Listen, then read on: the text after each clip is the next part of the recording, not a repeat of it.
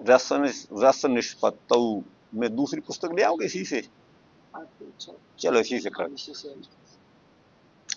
रस निष्पत्तौ माने रसाभिव्यक्ति में, रस की सिद्धि में, विभावादि नाम माने विभाव, अनुभाव और संचारी भाव, इनका संभूय माने ये मिलकर ही कारणत्वम रस निष्पत्ति में कारण होते हैं। केवल विभाव भी से नहीं हो सकता, न केवल अनुभाव से, न केवल संचारी भाव से। अच्छा आगे कहा व्याघ्रादयु विभावा भयानकस्यैव वीराद्भुत रौद्राणाम। देखिए भयानक रस का विभाव, विभाव माने आलम्बन विभाव, भय का आश्रय कौन? व्याघ्र है। तो वो जो है विभाव हो गया व्याघ्र, किसका? भयानक रस का। तो व्याघ्र जिस तरह से भयानक रस का विभाव है, एवं माने उसी तरह से वो व्याघ्र जो है वीर रस का, अद्भुत रस का, रौद्र रस का भी विभाव है।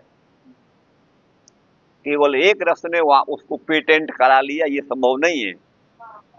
अच्छा अश्रुपातादयो अनुभावा श्रृंगारस्य, वो श्रृंगार में, प्रेम में भी कभी प्रेमाश्रु होते हैं।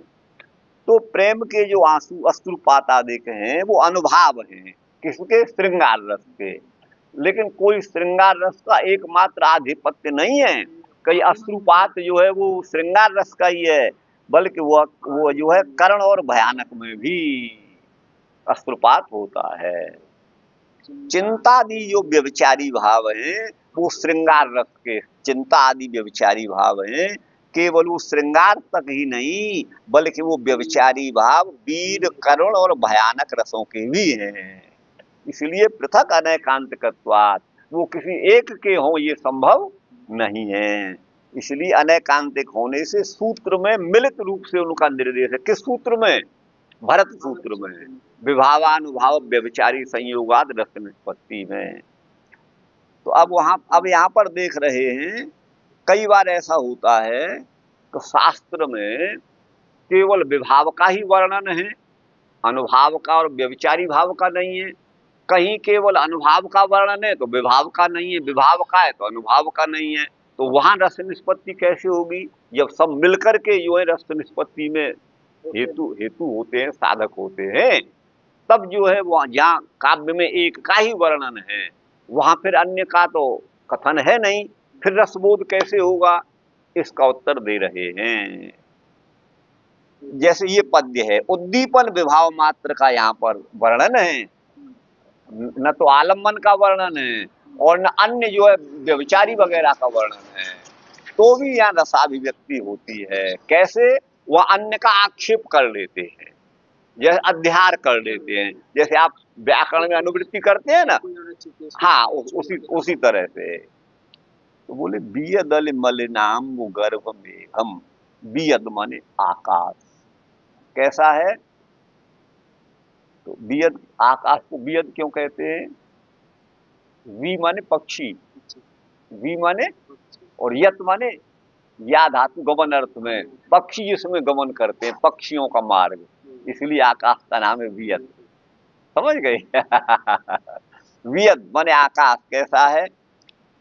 अली मलिनाम्बु, अली भौरे को कहते हैं, मलिन माने काला, यहाँ पर भौरे की कालिमा के समान है ना, जो बादल है उसमें पानी भरा हुआ है, ऐसा मेघ है। गर्भ मेघम, अम्बु गर्भ मेघम, ऐसा अम्बु माने जल है गर्भ में जिसके ऐसा मेघ है, जिस मेघ की कांति काली काली है, भौरों की कांति के समान, ऐसा तो आकाश हो रहा है। ठीक है ना? तो ये जो है उद्दीपन विभाव है। मधुकर कोकिल कूजितैर दिशाम श्री, ये वर्षा ऋतु का वर्णन है। और वर्षा ऋतु में प्रेमी को प्रेमिका की, प्रेमिका को प्रेमी की अधिक याद आती है। गोस्वामी जी ने भी वैसा ही वर्णन भगवान राम के विषय में किया है। वहां वो लिखते हैं कि घन घमंड गरजत नभ घोरा, प्रियाहीन डरपत मन मोरा। दामिनी दमक रही घन माही, दामिन माने बिजली चमक रही है घन माही मेघ में, खल के प्रीत यथा फिर नाही, चमकती है फिर छिप जाती है। ऐसे ही खल व्यक्ति की प्रीति भी होती है, क्षणिक होती है। तो वहां पर कहा है प्रियाहीन डरपत मन मोरा, तो वहां पर ये जो है वो वर्षा काल है। तो यहाँ पर अनुभाव का वर्णन है।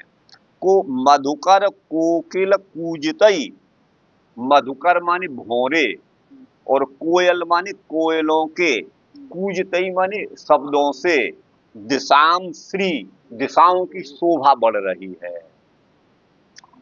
धरणी माने पृथ्वी कैसी हो गई है, धरणी पृथ्वी को कहते हैं क्योंकि सबको धारण करती है। अभिनवांकुरांक टंका, अभिनव अंकुर, नए नए अंकुरों से ये उट्टंकित हो गई है, चारों तरफ नई नई हरियाली हो गई है। अब ऐसे इस वर्षा के मौसम में हरि नायके कोई अपनी सखी को समझाती हुई कह रही है कि प्रणति परे दयते, तुम्हारा दैत माने प्रिय तुमको प्रणाम कर रहा है, ढोक दे रहा है। प्रणति नमन पर, प्रणति पर माने नमन पर झुक गया है तुम्हारा प्रियतम, क्योंकि उसने कोई अपराध किया परस्त्री गमन रूप, इसलिए वो नायिका नाराज हो गई।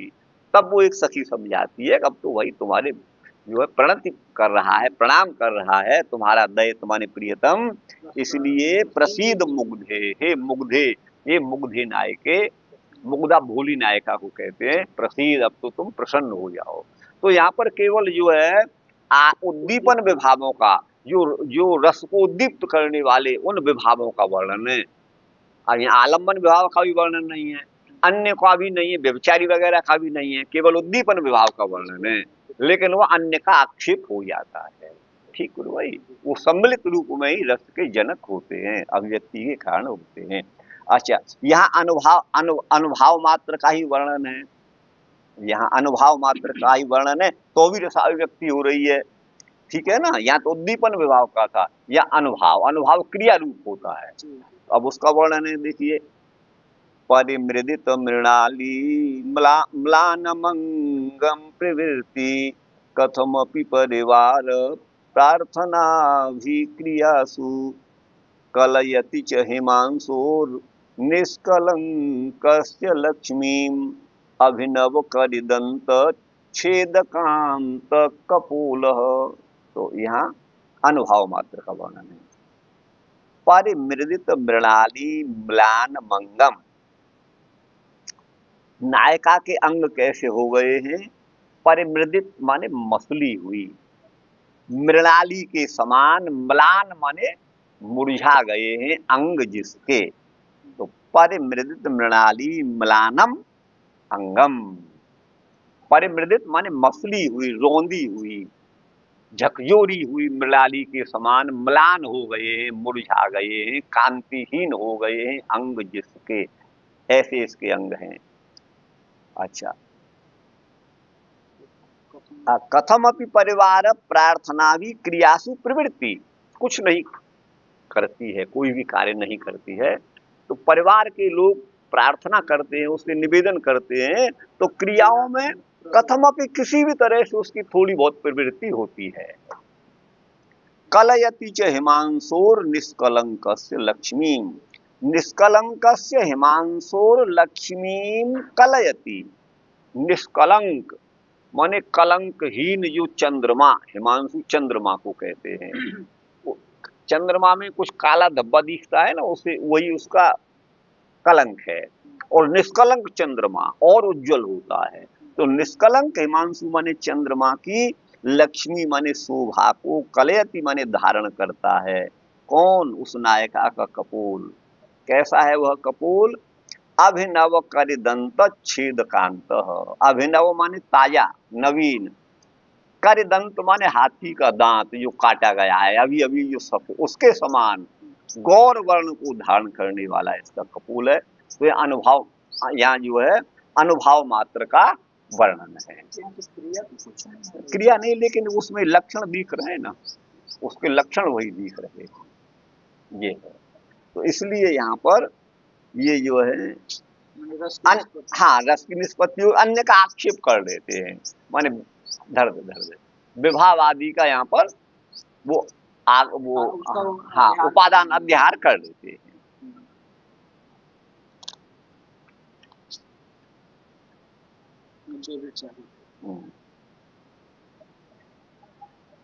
अच्छा, व्यभिचारी भाव मात्र है यहाँ पर, तो भी रस की अभिव्यक्ति हो रही है।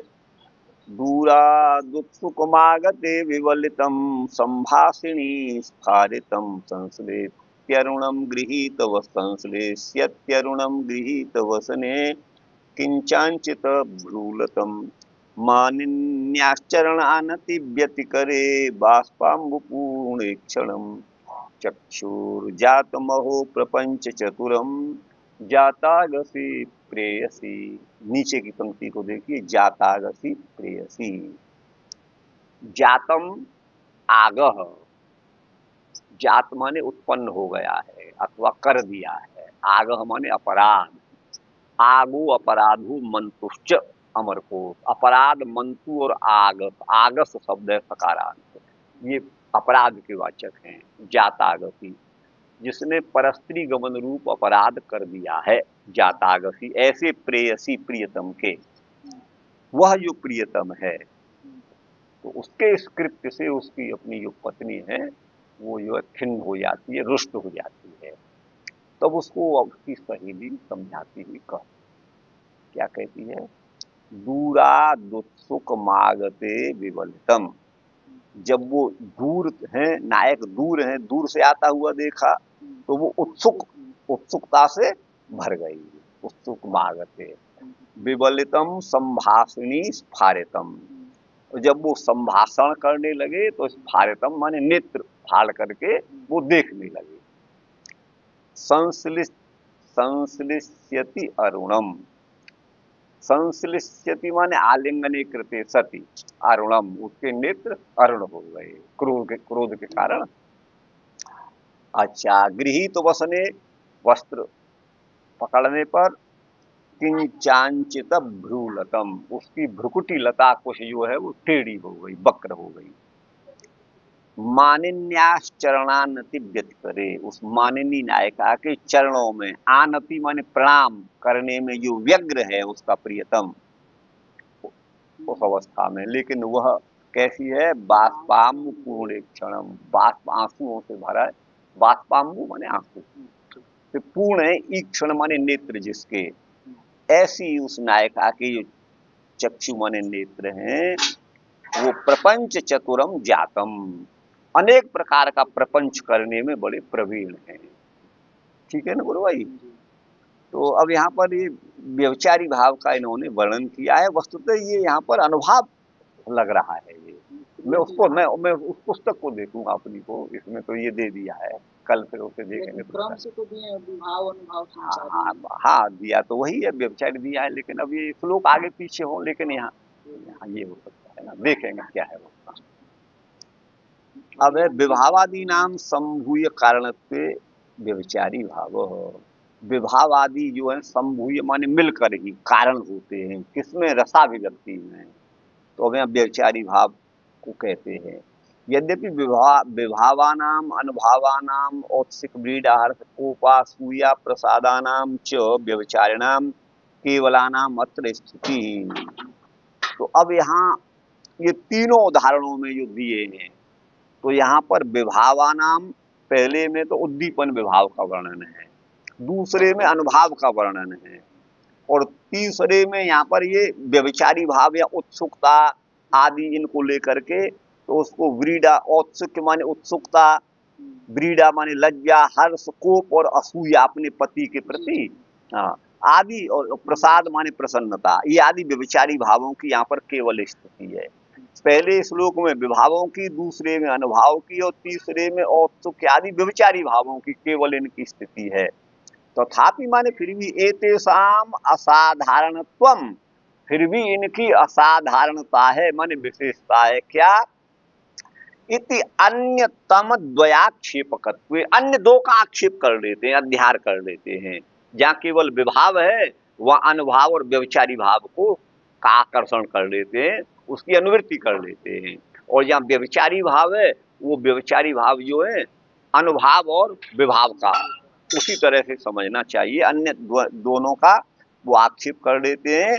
तो नानैकांतिकत्वम, केवल अकेले ही ये रसबोध कराएं या केवल विभाव या केवल अनुभाव, वो संभव नहीं है, बल्कि मिलकर ही, संभूय माने मिलकर ही ये रस में कारण होते हैं, रसोत्पत्ति में।